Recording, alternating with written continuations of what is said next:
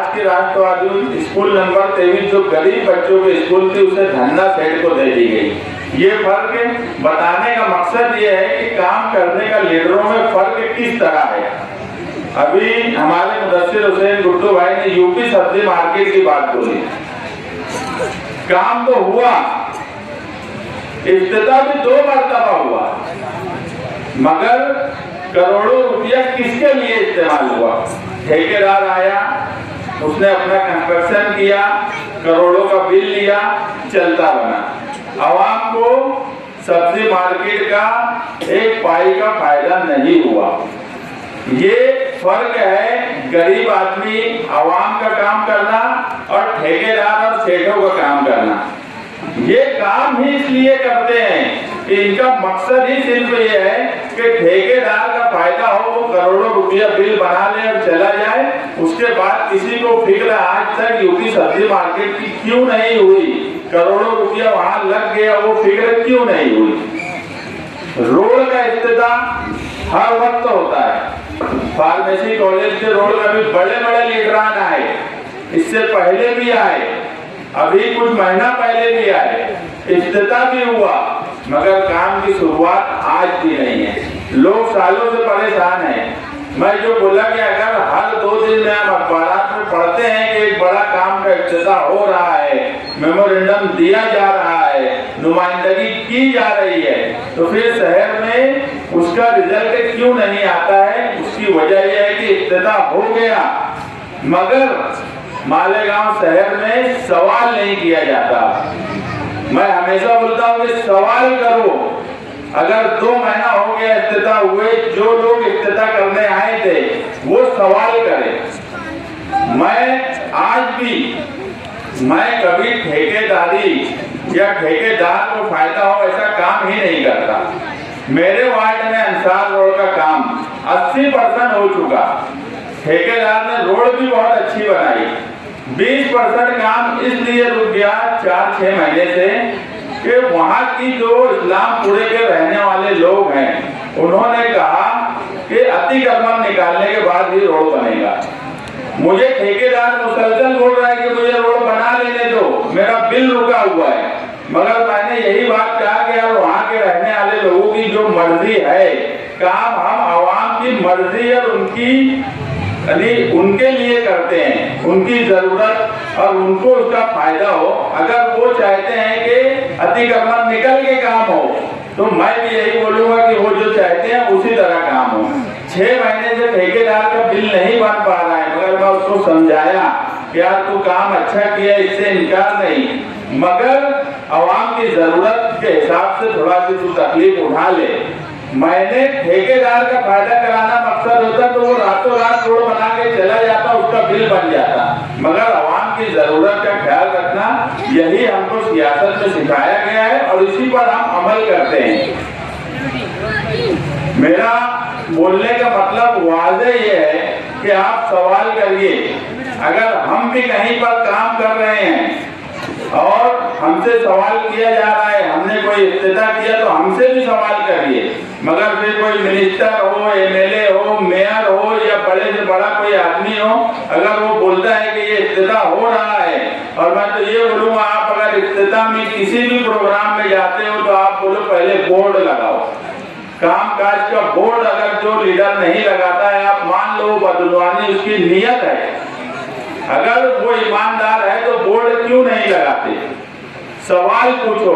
अगर इफ्तिताह करके लीडर चला गया और 2 महीना 4 महीने तो वहां कुछ नहीं हो रहा है, तो आप उसके पास जाकर सवाल पूछो कि काम क्यों नहीं हो रहा है। जब तक इस शहर में सवाल नहीं पूछा जाएगा, इस शहर का मुस्तकबिल बन नहीं सकता। आवाम से हम यही कहेंगे कि सवाल पूछने की हिम्मत रखिए, सवाल पूछते रहिए। आप सवाल पूछते रहेंगे तभी इस शहर का भला होगा, नहीं तो कुछ लीडरान इस शहर में सिर्फ ठेकेदारों को फायदा पहुंचाने के लिए काम कर रहे हैं, धन्ना सेठों को फायदा पहुंचाने के लिए काम कर रहे हैं। उसके अलावा उनका कोई दूसरा मकसद आवाम की जरूरत पे काम करना ये तो कतई नहीं है। इस बस्ती में जब आग लगी, 8 मकानात जल गए।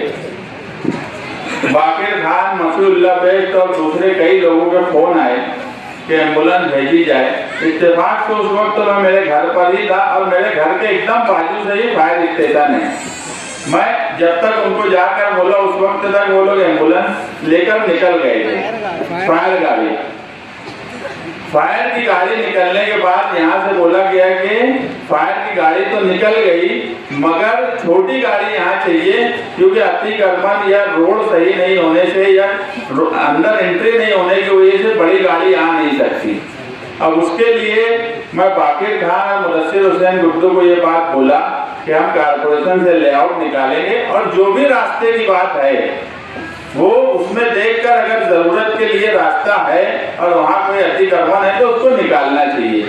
मैं एक बात बोला कि हम भी एक नई सोच के साथ चल रहे हैं, आवाम को भी एक नई सोच के साथ चलना चाहिए।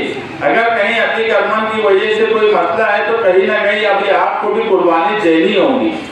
हम सिर्फ एक साइड ही सोच के चलेंगे, इस शहर को बनाना है।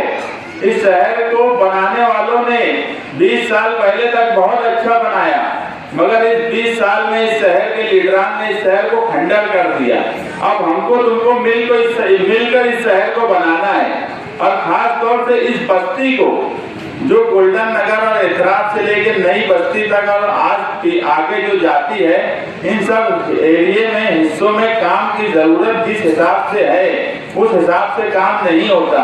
मुझे अभी मसीहुल्लाह बेस्ट साहब ने मैसेज भेजा कि यहाँ कई गलियों में पानी नहीं आता। मैं तो बड़ा हैरान हो गया कि जो लोग इख्तियार में 5 साल पहले दाबाड़ी को पानी देने की बात बोलते थे कि हमारे शहर में तो हर तरफ पानी है, इंसानियत के नाते पानी दे दो, उन्हें ये पता ही नहीं था कि इन हिस्सों में पानी नहीं है। वो तो शुक्र अदा करो कि हम मुसलसल लगे रहे, आज तक दाबाड़ी को पानी नहीं देने दिया और आगे भी हमारी चंकापुरा तलवाड़ा डैम से पानी के लिए मुसलसल जद्दोजहद जारी है कि ज्यादा से ज्यादा पानी लिया जाए।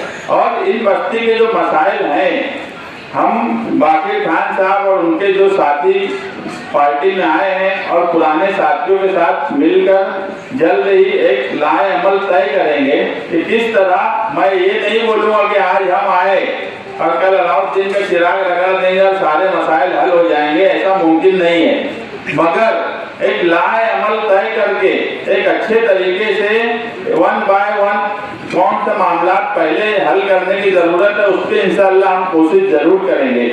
और रोड की बात, जैसे मुदस्सिर हुसैन गुड्डू बोले कि ये जो मिल्लत तुम्हारा गार्डन बना, मैं जो बोला कि काम करने का जो तरीका है, काम आवाम के लिए किया जा रहा है या ठेकेदार के लिए। कई मिसालें आपके आसपास ही है।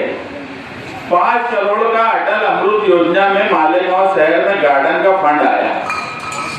आप देख लो, वो सारा फंड सिर्फ ठेकेदारों के लिए ही इस्तेमाल हुआ। ठेकेदारों ने आए, 2-4 झाड़ पौधा लगाए, तुम्हारे जो आसपास के टायर थे वो लगाए, 80 लाख रुपये तो तुम्हारे गार्डन से लेकर चले गए।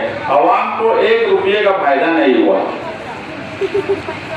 इन सब मामलात में मैं बाकिर खान साहब को कहूँगा कि वो लड़ाई लड़े, हम पार्टी की तरफ से उनके साथ रहेंगे। अगर मिल्लत मदरसे का फंड इफ्तिताह होने से पहले गार्डन खत्म हो गया, आज आपके सामने ये गार्डन है, ऐसे बीसीओ गार्डन 3D चश्मे से भी आप ढूंढेंगे इस शहर में अटल अमृत योजना का कहाँ गया तो आपको कहीं नजर नहीं आने वाला।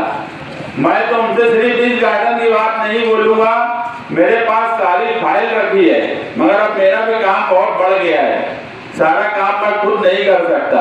अगर बाकिर खान साहब जिम्मेदारी लें तो मैं अटल अमृत योजना की सारी फाइल देकर उनको पूरी मदद करूंगा कि सिर्फ मिल्लत मदरसे का नहीं, मालेगांव शहर में जितने गार्डन अटल अमृत योजना में 5 करोड़ के आए थे उसके लिए लड़ाई लड़े, पार्टी उनके साथ खड़े रहेंगी। कागजात उनको जहां लगेंगे हम देंगे, उनको जहां हमारी जरूरत पड़ेगी हम उनके साथ रहेंगे, क्योंकि मुसलसल लड़ाई लड़ना पड़ती है और ये मुझे अच्छी से समझता है और उनको भी समझता होगा। एक स्कूल की लड़ाई वो खुद लड़ रहे हैं आज सालों से, उस लड़ाई में भी अगर उनको हाईकोर्ट जाने की जरूरत पड़ी और मैं तो यही कहूँगा कि हाईकोर्ट ही जाना चाहिए। कुछ मामला ऐसे होते हैं कि ऑफिसर और लीडरान की इतनी मोटी चमड़ी हो गई है कि आप लड़ते लड़ते थक जाते हो, मगर कोई रिजल्ट नहीं आता। तो ऐसे वक्त में कानूनी सहारा लेना चाहिए। अगर वो हाईकोर्ट जाएंगे तो हम वहां भी उनकी मदद करने के लिए तैयार हैं। मगर जिस तरह से गरीबों का पैसा इस शहर में लूटा जा रहा है, जिस तरह से गार्डन के नाम से करोड़ों रुपया खा गए, जिस तरह से रोड के नाम से करोड़ों रुपया खा जाते हैं, तो हर एक लड़ाई हर आदमी नहीं लड़ सकता। मगर अटल अमृत योजना के जो गार्डन की लड़ाई है वो बाकिर खान को लड़ना चाहिए। और मिल्लत मदरसा, मिल्लत ईदगाह इतनी बड़ी ईदगाह होने के बाद यहाँ उस रोड पर सहूलत नहीं है, उसके बाजू से इतनी बड़ी बदगुमानी कर लिए। ये ऐसे बेशरम लोग हैं कि बगैर कानूनी डंडे के इनकी समझ में ही नहीं आने वाला। इसलिए कानूनी लड़ाई इनके लिए लड़िए। आप आवाम का पैसा बचा रहे हो, आवाम के लिए लड़ रहे हो, और यही बात हम बोलेंगे कि इस शहर में हम आवाम के लिए लड़ रहे हैं, एक नई सोच के साथ लड़ रहे हैं। नए लोग जनता दल पार्टी में शामिल हो रहे हैं। आज सारे शहर में पार्टी सबसे मजबूत पोजीशन में है। आज ये हमें भी एहसास है कि लोग अगर हमारे साथ जुड़ रहे हैं तो एक आस और एक उम्मीद के साथ जुड़ रहे हैं, और इंशाअल्लाह हम उस उम्मीद और उस आस को पूरी तरह निभाने की कोशिश करेंगे। इतना ही बोलकर मैं अपनी बात खत्म करता हूँ।